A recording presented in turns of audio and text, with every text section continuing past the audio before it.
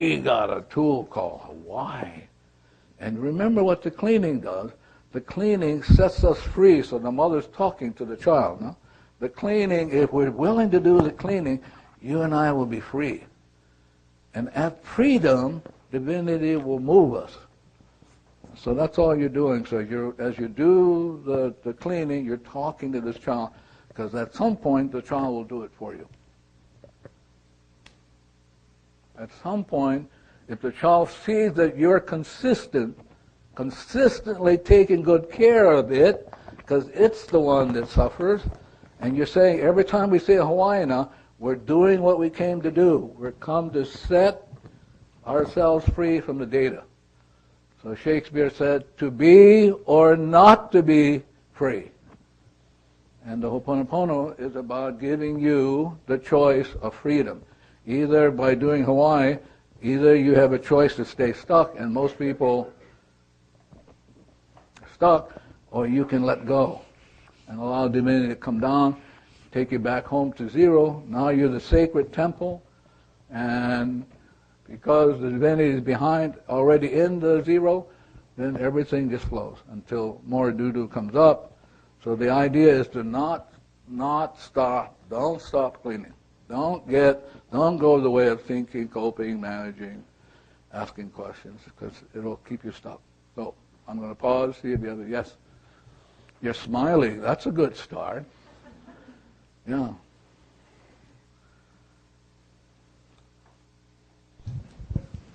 Thank you. I was just looking at your mother and child analogy and the way you're explaining it, and I just reflecting, I've got a 5-year-old daughter, and she's been very strong-willed, and since reading the book, I've just constantly, like nearly every sentence, there's part of it, you know, I love you in it, or thank you, and so much when she doesn't want to do something, it's just, I'm sorry, you know, I don't, you know, just keep telling her, I'm sorry you don't want to do that, and that's all I say, and how much it's changed everything. Like, I'm not trying to discipline her or find the new discipline or find the new food thing or trying to, you know, to get her to eat or anything. And just watching that analogy, it's just as an analogy of mother and child, but just the, you know, and using the cleaning technique on just that, but just within the relationship, yes, it's so true. Yeah. So you don't hold on to that. So you have a 5-year-old daughter. Yes. So I tell you the best time to talk to somebody. When would be the best time to talk to somebody? No, not when they're young. When they're sleeping. So the best time to talk to anybody is when they're sleeping. So when they're sleeping, why is it the best time to talk to them? No question. No question. Yeah. Like, for example, you say to them, I love you when they're awake, and they go, are you sure? Especially if you're from Los Angeles. You didn't say it. You didn't say it with a passion. So better to talk to them while they're asleep.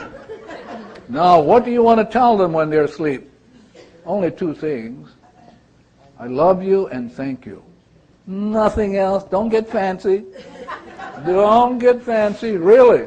I love you and thank you will erase whatever's going on in them. If you get fancy like, well, I didn't mean to do it, it's bullshit. You did it. Yeah. So the idea is get them while they're sleeping, and like I did when I worked with this young man who killed his mother at Hawaii State Hospital. So, you know, I stay up at like 3 o'clock in the morning. I don't know whether he's sleeping, and I talk to him because they had a hard time with him. He spent literally years in seclusion room, and so I talked to him. I said to him, you know, I love you, and I thank you for coming into my life, so I can work on those things that I didn't realize I had. Talked to him. Maybe 4 or 5 weeks later, it just all calmed down.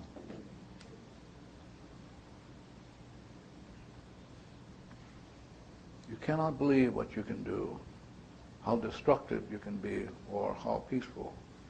Because that, you know, that old story or song, let there be peace on earth and let it begin with, yeah. What a bunch of bullshit, though, yeah.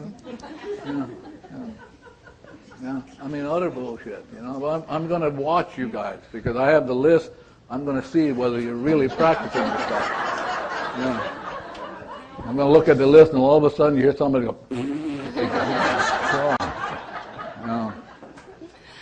Getting back to the telling them at night, it just it's great because I do that. Except then you always want to give her a good kiss on the cheek and tell her over and over again, oh, I hope I don't want to wake her. Yeah, good for you. Thank you very much. Anybody else? Yeah. Hi, it's a pleasure to be here. My name's Amy, and I'd like to be a little more clear on the Hawaii tool. So do we just say the word? Is that the same as saying I love you? Just say the word. Yeah, so here's what I would do. Thank you. I would say to the child in me, now listen, we got a new tool. And the tool is called Hawaii. So I'm talking to this child. The tool is called Hawaii. And we're only here to clean. Because if we clean, we're going to be free. So I'm going to do it, and you watch me. And as I do it, you can do it. So you're giving the child permission to do it, and then you're giving the child permission because you've been holding on so long. This is what the child does. It mimics the mother.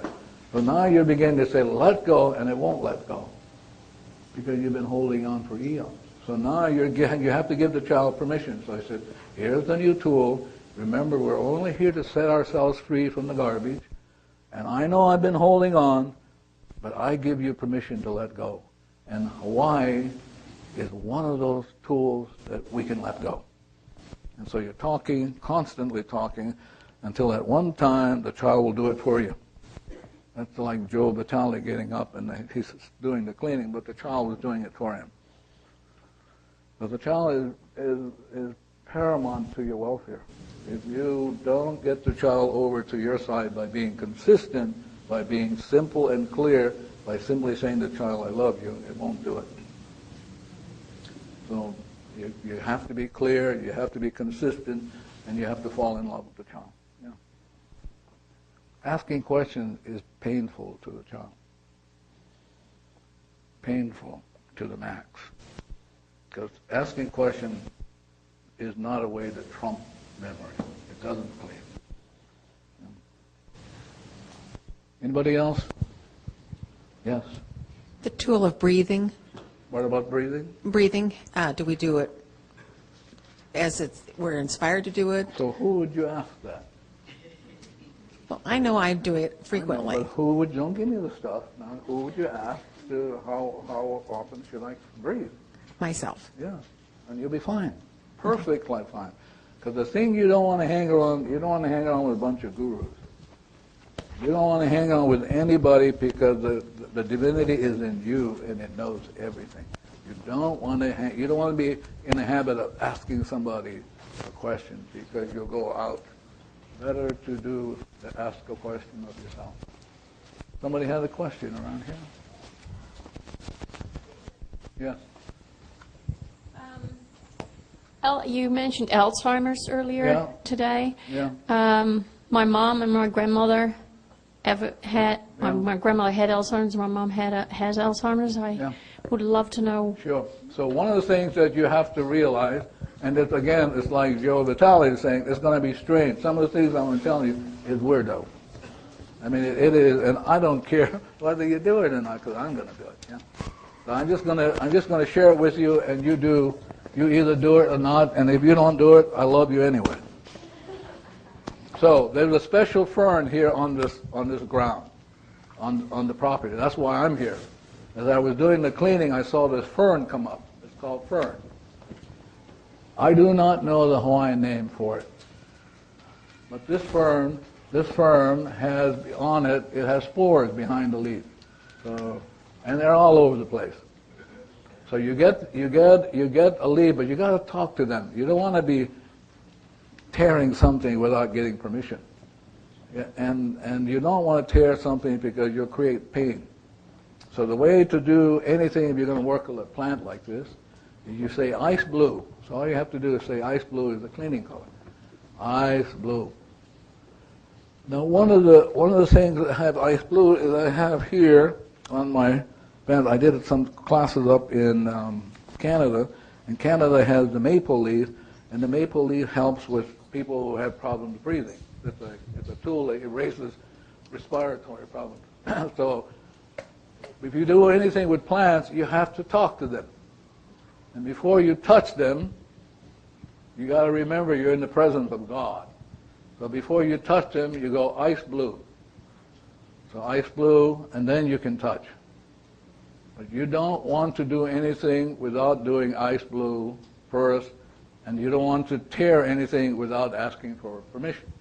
Now, I suspect you would get permission to go after Ramsey. Where is Ramsey? Ramsey, you know what fern I'm talking about on the ground? Yes. Yeah. Can you get one for us, Ramsey? Yeah. Yeah. I don't see. I look for it outside of here. You'll probably have to go further down. If you would help me with that. So you're talking. You're doing your cleaning. I love you. Thank you. But you're talking, and you don't want to do anything because this is God. And so there are going to be ferns out there that you can talk to and do the ice blue, and then ask it permission for you to take a leaf. Okay? So now you take the leaf of this fern,